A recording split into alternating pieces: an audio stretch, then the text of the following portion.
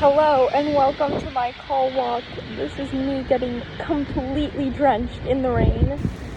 It's Monday afternoon and it just started raining, so I immediately went outside to go walk through the rain and explore the city during a rainstorm, and it was so much fun.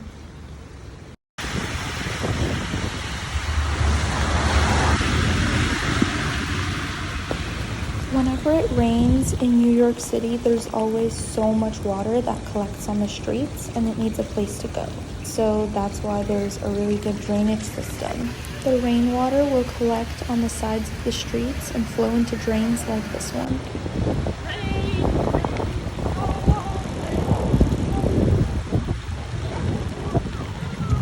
Another great solution to dealing with all the excess rainwater that collects in the city is creating these rain gardens along the edge of the sidewalk. Rain gardens have a permeable surface which allows rainwater to soak into the soil.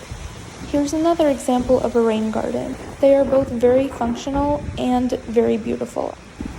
Speaking of permeable surfaces, here's a sidewalk that has a permeable surface that allows water to enter through.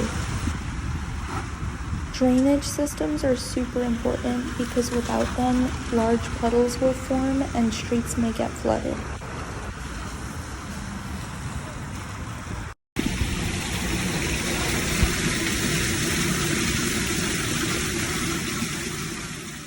Now let's take a look at some architecture. This roof is slanted, so it allows rainwater to drip off the edge. Here's another example.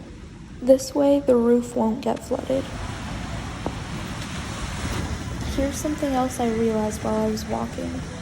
These construction tunnels may seem insignificant, but they are actually super helpful during a rainstorm because people can take shelter underneath them.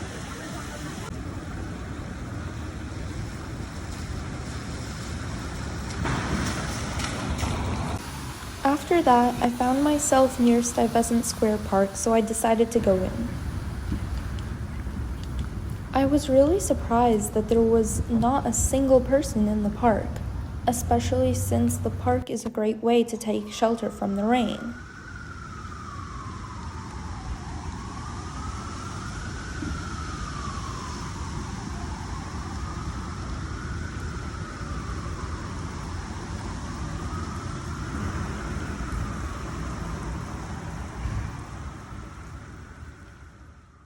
I really love visiting parks in New York City because they are so full of nature.